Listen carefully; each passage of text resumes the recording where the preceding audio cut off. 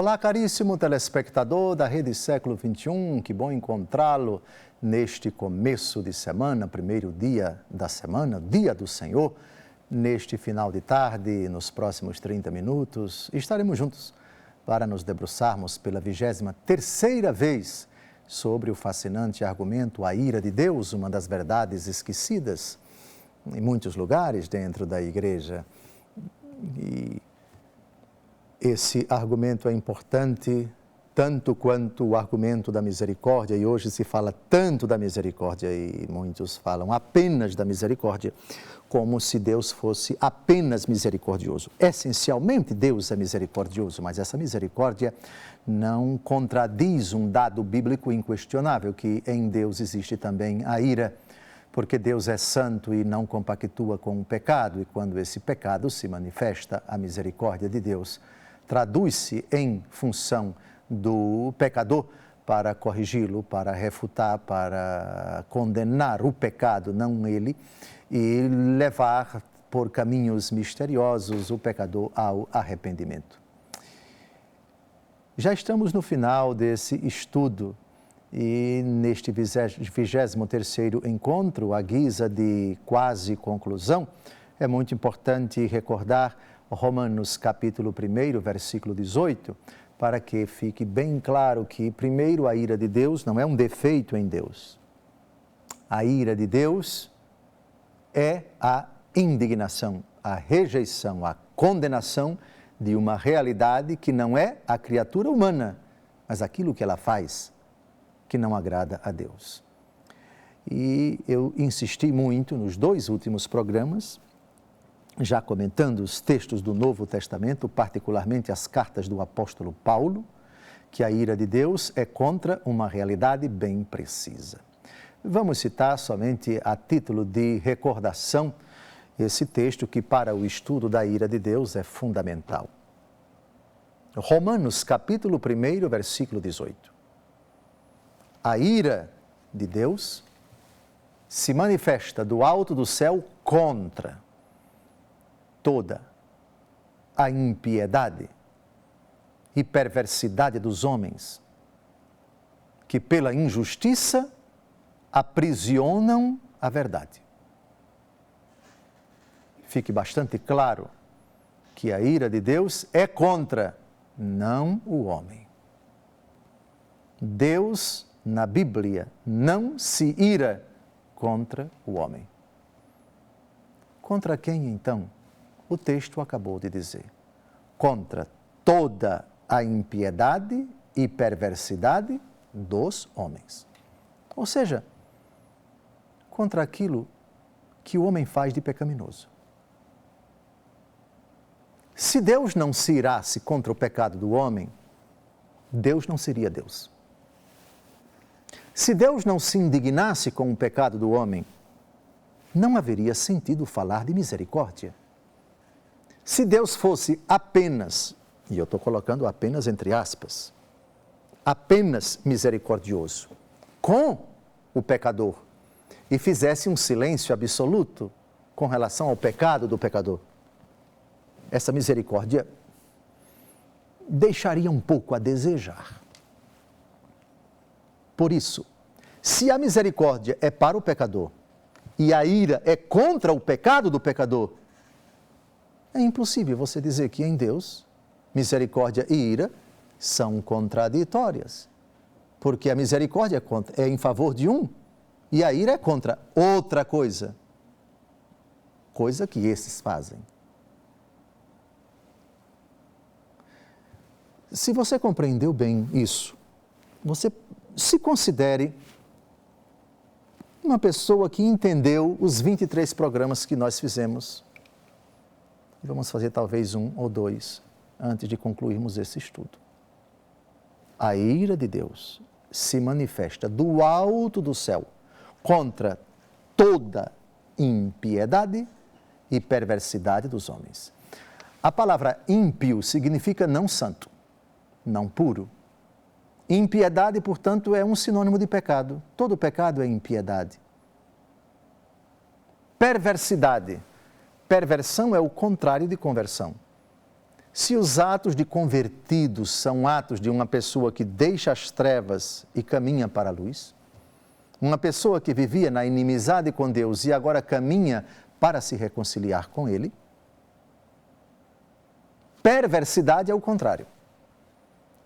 Perversão é antônimo de conversão. Conversão das trevas para a luz. Perversão da luz para as trevas. Portanto, o pervertido é aquele que, afastando-se de Deus e caminhando para a condição de inimigo dele, pratica tudo o que ofende a Deus. Então, será preciso, para nós compreendermos bem a ira de Deus, contra o que Deus se ira, que nós ilustremos. Que impiedade é essa? Ou quais as impiedades que despertam a ira de Deus? Quais as perversidades que provocam a ira de Deus? Eu vou repetir o texto, Romanos capítulo 1, versículo 18. A ira de Deus se manifesta do alto do céu contra toda impiedade e perversidade dos homens. Se nós descobrirmos, não de forma exaustiva e não vai ser possível na Bíblia, encontrarmos uma lista de impiedades, todas as impiedades, e não existe na Bíblia uma lista de todas as perversidades, por uma razão simples. O mistério do pecado, lamentavelmente, é complexo. O pecado é muito criativo. Há N possibilidades de pecado que foram adquirindo forma no decorrer dos tempos, de acordo com os povos, as culturas, as tradições, etc., de forma que não dá para você fazer uma lista exaustiva. Você pode, a partir dos 10 mandamentos da lei de Deus, você pode elencar alguns pecados contra o primeiro mandamento, contra o segundo, contra o terceiro, até o 10º e assim por diante, mas nunca essa lista será exaustiva, porque infelizmente, o demônio é criativo e aqueles que cedem às suas fustigações acabam sendo também criativos. Novas modalidades de pecado, novas modalidades de impiedade, novas modalidades de perversidade. Mas é possível a gente elencar algumas formas de impiedade, algumas formas de perversidade. E o fazemos com a Bíblia. Vamos começar por quem? Por Jesus. Vamos buscar na pregação de Jesus algumas dessas impiedades, algumas dessas perversidades que provocam a ira de Deus. São Mateus, capítulo 15, versículos de 17 a 19. Não compreendeis que tudo o que entra pela boca vai ao ventre e depois é lançado num lugar secreto? Ao contrário, aquilo que sai da boca provém do coração, e é isso que mancha o homem. Porque é do coração que provém os maus pensamentos, os homicídios, os adultérios, as impurezas, os furtos, os falsos testemunhos, as calúnias. Eu penso que aqui, caro telespectador, nós temos uma ilustração, não exaustiva, dos lábios do próprio Jesus, de impiedades, de perversidades. Então, nós já sabemos contra que, ou contra o que, se acende a ira de Deus. Os que praticam tais coisas não podem ser objeto da benevolência de Deus. Deus não pode ser benevolente com o pecado. A ira de Deus se manifesta do alto do céu contra toda a impiedade e perversidade dos homens. Convém que assim seja. Glórias e louvores a Deus pela sua ira. Dou-vos graças, ó Deus, porque vos irritastes. É assim.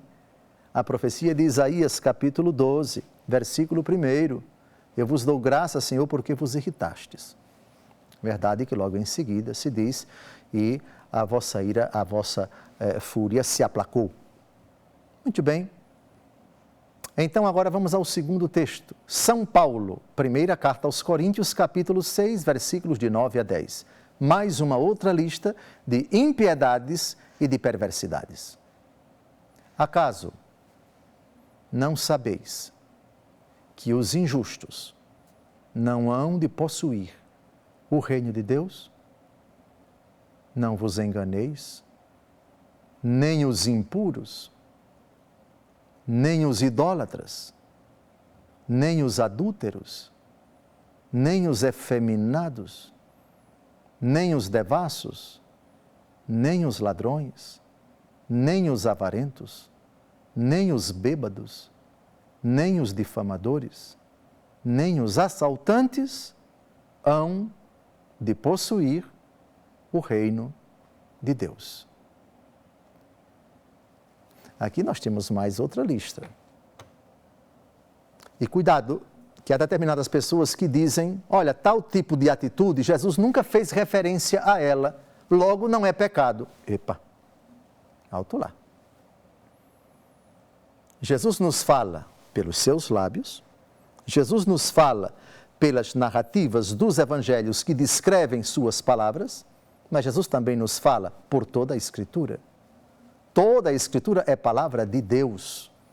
Jesus nos fala pelo apóstolo Paulo nas suas cartas. Jesus nos fala pelos apóstolos São Pedro, São Tiago nas suas cartas. Jesus nos fala pela carta aos Hebreus. Jesus nos fala pelos Atos dos Apóstolos. Jesus nos fala pelas epístolas católicas e assim por diante. Portanto, não são pecados apenas aqueles que Jesus citou explicitamente. Lembrem-se do que diz o evangelista João no final do seu evangelho. Muitas outras coisas o Senhor Jesus disse e fez que não estão escritas nestes livros. Mas estas foram escritas para que creiais que Jesus é o Filho de Deus e, crendo, tenhais a vida em seu nome. No segundo bloco, nós vamos ver outras citações do apóstolo Paulo. Vamos ver outras citações de outros livros do Novo Testamento, onde temos algumas relações de impiedades e de perversidades. Elas não são nem conflitantes, nem oponentes, mas elas são convergentes. Uma e outra, e outra, e outra. As listas de pecados estão espalhadas no Antigo Testamento e no Novo Testamento. Por ora, nos interessam apenas os livros do Novo Testamento. Então, nesse primeiro bloco, já vimos da pregação de Jesus e de textos do apóstolo Paulo, algumas impiedades e algumas perversidades. Não saia daí, no segundo bloco, retomaremos com outras listas do Novo Testamento.